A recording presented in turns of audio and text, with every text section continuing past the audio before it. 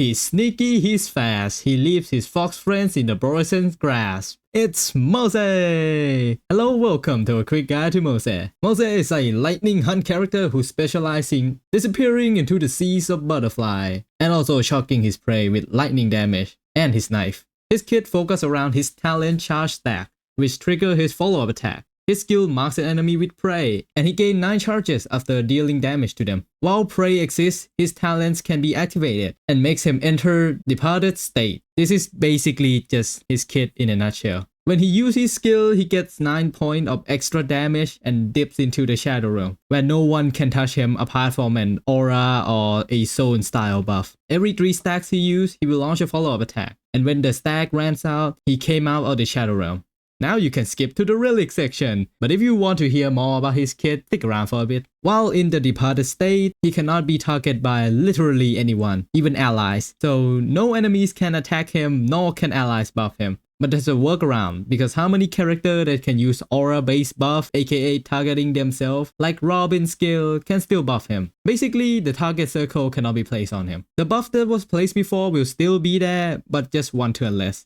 When an ally damages the prey, Moze will consume 1 stack and deals a bit of damage to the prey. And every 3 stacks he will launch his follow-up attack. And when the stack reached 0, he dispelled the prey and came out of the state. The complex thing in his kit is not the state itself, but how the interaction with allies buff. And the one I'm quite interested in is Yukong, because he doesn't take a turn, so allies buff lasts for everyone now, including himself, because it's a aura skill. Meaning you basically have a 1 turn buff time for Yukong buff. Someone might be able to use that to their advantage. I'm not that skilled yet, so don't expect me to do some crazy 0 cycle with Moze and Yukong. His ultimate deals damage to an enemy and trigger his follow-up attack. If the target is dead, then the follow-up will land on some unlucky float.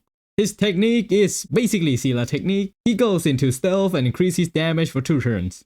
Oh, and his basic is just a regular basic. Major traces. A2 recovers a skill point after a follow-up attack and can be triggered after 1 turn. A4 advances his action by 20% after he came out of fast state, and each wave of enemies advances his action by 30%. A6 counts his ult damage as a follow-up damage and increase follow-up damage to the prey by 25%. His A6 is the only one that directly increases damage and makes him work a bit better with Robin and just follow-up buff in general. A4 is great for setting his stack up, and A2 is a comfy skill generator. For which traits to prioritize, his talent is where the damage is, so you should upgrade that first. The skill is equal to his ult, then basic if you want. Let's talk about his Eidolon. His best Eidolon are E6, which increases his follow-up multiplier by 25%. E4 increases damage after using his ult by 30%. And E2 increases all allies crit damage to prey by 40%. These are some great Eidolon, and if you can get all of them, he will be a great character to use. His E1 set up his ultimate a bit faster with 20 energy at the start and 2 extra energy after he launched a follow-up attack. Get all of them if you can, but his benchmark is E2, E4, and E6.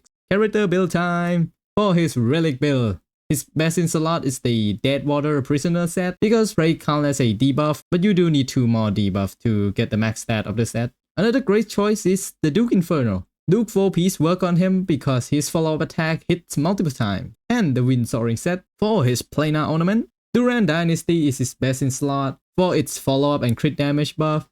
Izumo is also a great option if you're running dual hunt DPS like Facial, Marsh, Topaz, or Dr. Ratio. And of course, it's not a follow-up build without our good old inner Sasato.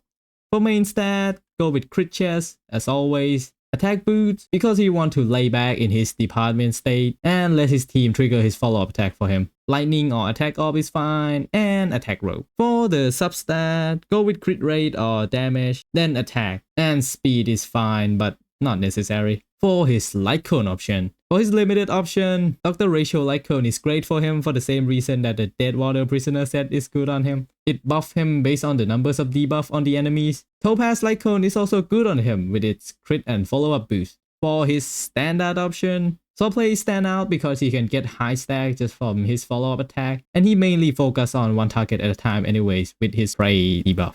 Stellar Sea is the usual option, but there's 2 other interesting options on him. Only Silence Remains and the Final Victor. They both give out attack and crit based on a condition. Silence may need 2 or less enemies on the field, and Final Victor needs a crit hit before boosting the crit damage. Some tips and tricks. If you want to use someone like Bronya or Sparkle with him, you need to buff him before he went into his departed state, because you can't buff him otherwise, but it will reduce any buff timer by 1 turn, so Bronya's skill will not last. I suggest that you use it to only set up his skill instead. For team building, his base team right now is the farm team with FuA as the main DPS, but that's obvious. Let's talk about Topaz. Topaz be eating good this patch because you can use him with her or her with him. If you want some budget option, Marsh and Doctor Ratio is a very great option, especially Doctor Ratio because they can both use the same debuff set to boost their respective damage. Best support, well, Robin, and other character who use aura or zone based buff will work too. Aventurine or Gallagher is his best stain for obvious reason. Great personal damage and can still boost his team damage. He's definitely a great character for the follow-up team. So good in fact that there is a debate between him and Topaz in the FuA or just any follow-up team, and just their usefulness in general and who you should pull for. If you want to see a video on that, let me know. I'll definitely do a video on a follow-up sub DPS sometimes.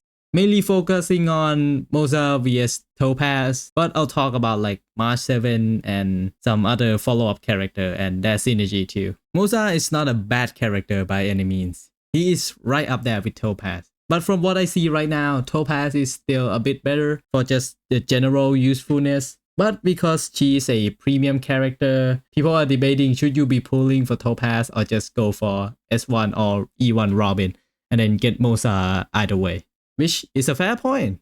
And to sum my thought up, if you have Topaz already, Moze would be better than her even at E0. And if you don't have Topaz, getting Robin or FuA will probably get you a Moze. Maybe if you're lucky, you get E2 or E4, and then just build him instead. Don't be pressured to pull for Topaz or build Moze if you need a DPS. At the end of the day, March is still there. You get her at E3. And just play whichever character you like. As long as you are clearing the endgame, who cares, right? Well, that's it. See ya.